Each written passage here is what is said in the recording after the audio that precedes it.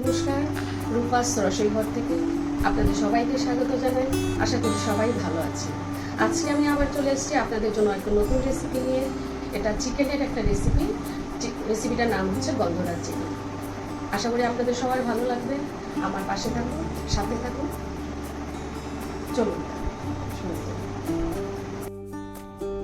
চলুন তাহলে গন্ধরাজ চিকেন রেসিপিটা কী করে বানাই এটা আমি দেখাচ্ছি। শুরু করছি। আমি হাফ কিলো চিকেন নিয়েছি। এটাকে একটু নুন দিয়ে ভিজিয়ে রেখেছিলাম। এই 10 মিনিটের জন্য নুন দিয়ে ভিজিয়ে রেখেছি। এটাকে চিপে যে জলটা বেরোবে ওটা ফেলে দিয়ে এখন এটাকে আমি ম্যারিনেশনের জন্য যাব। এটা খুব সহজ রেসিপি, আমাদের ঘরে সব কিছুই থাকে এগুলো এটা বানানোর জন্য। আপনারা সবাই বানিয়ে খেতে পারবেন। এবার আমি ম্যারিনেশনে কি দিচ্ছি, 1 চামচ টক দই দিচ্ছি, জিরে গুঁড়ো দিচ্ছি, অল্প করে দিতে হবে, খুব একটা বেশি দরকার নেই। ধনে গুঁড়ো দিলাম, শুকনো লঙ্কার গুঁড়ো দিয়েছি, হলুদ গুঁড়ো,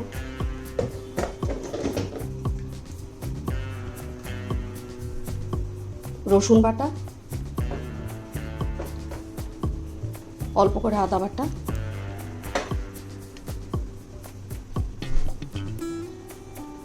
আর নুন।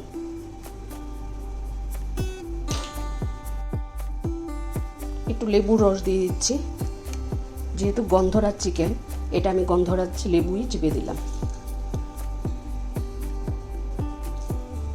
এবার খুব ভালো করে ম্যারিনেশন করব।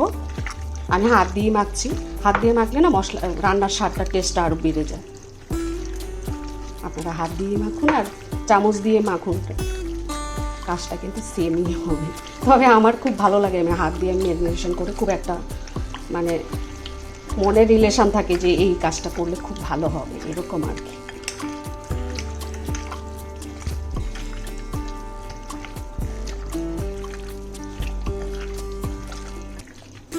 এবার আমি 10 মিনিটের জন্য জাস্ট রেখে দেব, খুব বেশি রাখার দরকার নেই। এবার মাংসটাতে ইউজ করার জন্য আমি আবার ঠিক 1 চামচ দই নিচ্ছি, 1 চামচ দই। আলমন্ড সবার ঘরেই থাকে, এরকম 5-6টা আলমন্ড দিয়ে দিচ্ছি গ্রেভিটা ভালো করে করার জন্য। আর এখানে আমি কোনো কাঁচা পেঁয়াজ ব্যবহার করছি না, একটু পেঁয়াজ বেরেস্তা দিচ্ছি। এই যে পেঁয়াজ বেরেস্তা দিচ্ছি, এটাকে জাস্ট গ্রাইন্ডারে একটু গ্রাইন্ড করে নেব। আর অন্য কিছু দেওয়ার দরকার নেই, একটু দইয়ের জল দিয়ে দিলাম। এবার আমি গ্যাসটা অন করে দিয়েছি। গ্যাসটা অন করে কড়াইটা বসিয়ে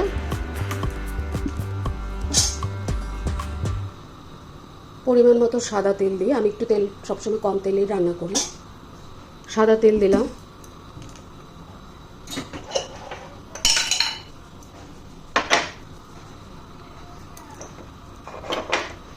সাদা তেল দিয়ে আমি এই চিকেনটাকে, যে চিকেনটা ম্যারিনেশন করে রেখেছি, এটাকে একটু ভালো করে ফ্রাই করে নেব।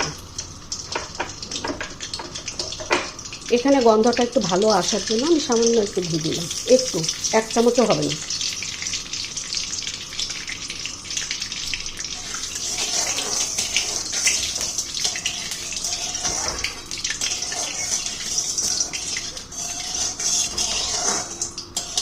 এবার আমি এক এক করে মাংসটা দিয়ে দিচ্ছি, হাই ফ্লেমে থাকবে মাংসটা।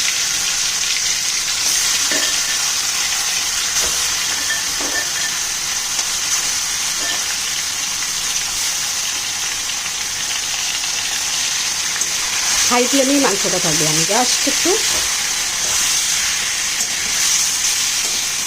একটু ফ্রাই করে কাঁচা গন্ধটা যাতে চলে যায়, তার জন্য হাই ফ্লেমে আমি এটাকে একটু ভেজে নেব। এবার গন্ধরাজ চিকেনের মেইন যে উপকরণটা হচ্ছে গন্ধরাজ লেবু। আমি গন্ধরাজ লেবু নিয়েছি।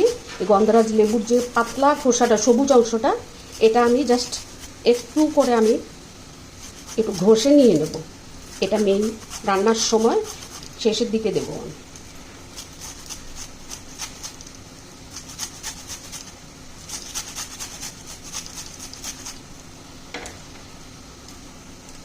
এই দেখুন এই জেসটা, এই খোসাটা আমি রান্নায় দেব। আর কিছু লেবু পাতা নিয়েছি ফ্লেভারটা স্ট্রং আসার জন্য।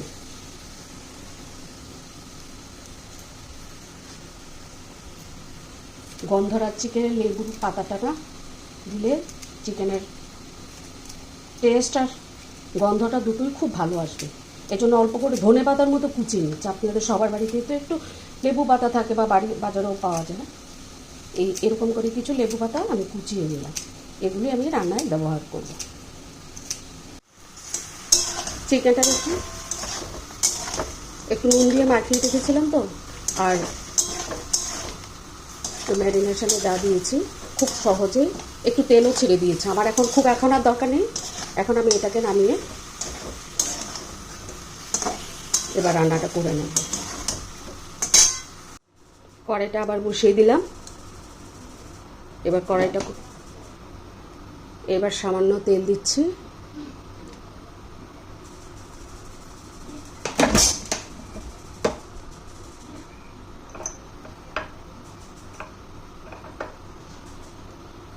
অল্প পরিমাণে একটু ঘি দিচ্ছি যাতে ফ্লেভারটা একটু ভালো আসে। দুটো শুকনো লঙ্কা, দুটো তেজপাতা, একটা দারচিনি আর 3-4টে এলাচ দিলাম। আমাদের যখন মাংস রান্না করে খেতে সবসময় একঘেয়ে রান্না খেতে ভালো লাগে না, তখন একটু যদি পাল্টে রান্নাটা করা হয় তাহলে খুব ভালো হয়। আমি এখন অন্য কিছু দেব না, এটা জাস্ট ভাজা হয়ে গেলে আমি যে মশলাটা করে রেখেছিলাম কাজু বাদাম আর পেঁয়াজ বেরেছি, এটাই দেব।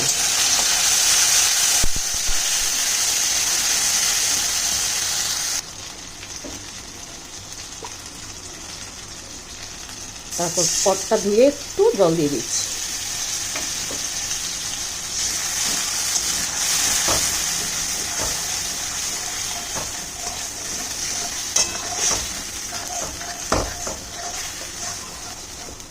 এখানে একটু তেলটা ছেড়ে দিলেই আমি মাংসটা দিয়ে দেবো। এই রেসিপিটা অনেক সহজ। যারা একা থাকে, নিজেদের রান্না করে খেতে হয়, তারাও এই জিনিসটা করতে পারবে। এখানে সামান্য একটু চিনি দেব।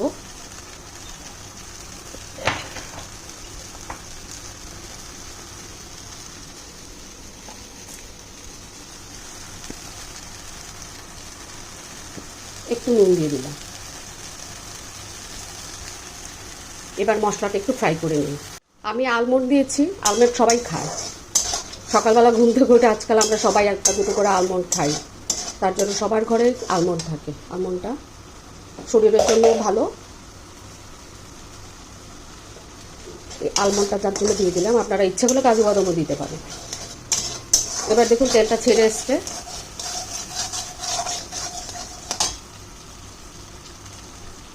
এখানে আমি একটু লাল লঙ্কার গুঁড়ো দিচ্ছি, তো রঙটা ভালো আসবে। চিনি আর লঙ্কার গুঁড়ো যখন তেলেতে পড়ে তখন যে কোনো রেসিপি কালারটা খুব ভালো হয়। এবার আমি মাংসটা দিয়ে দিচ্ছি, যে ভেজে রেখেছিলাম যে মাংসটা, এটা দিয়ে দিলাম।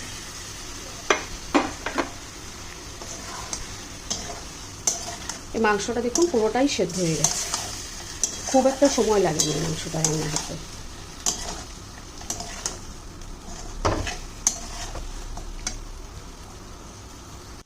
দেখুন মাংসটা তেল ছেড়ে দিয়েছে। আমি সামান্য গরম জল দেব। একটু গ্রেভি গ্রেভি থাকলে ভালো হয়। ভাত, রুটি বা যে কোনো পরোটা, পোলাও এগুলোর সাথে এই রেসিপিটা খুব ভালো যাবে। সামান্য একটু জল দিয়েছি, গরম জলটাই আমি ইউজ করি, কারণ গরম জল দিলে রান্নার স্বাদটা অনেকটা বেড়ে যায়।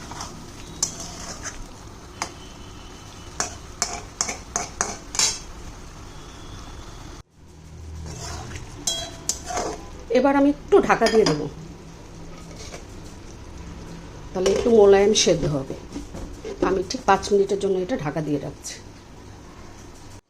এবার দেখুন ঢাকাটা খুলছি।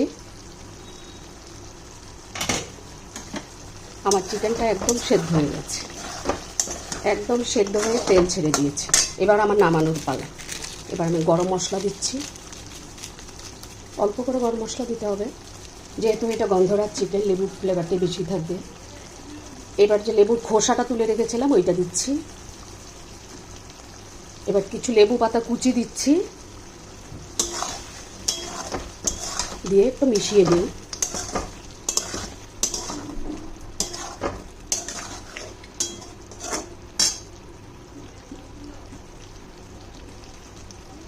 এবার আমি একটু ধনে পাতা দিচ্ছি, ধনে পাতা ডাঁটিটা সহ আমি এখানে দিলাম। তাহলে এই চিকেনটা খেতে খুব ভালো হয়। এই চিকেনটা আমি মাঝে মাঝেই বানাই, আপনারাও বানিয়ে খেতে পারেন, এটা খুব ভালো লাগবে। একবার বানিয়ে দেখুন, নিজেও খাবেন, বাড়ির সবাইকে খাওয়াবেন।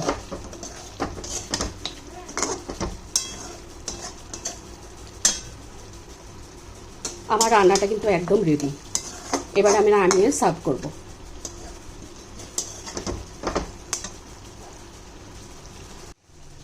দেখুন আমার চিকেনটা রং গন্ধ একদম মমও করছে, এত সুন্দর হয়েছে এই রান্নাটা। আশা করি আপনাদেরও ভালো লাগবে।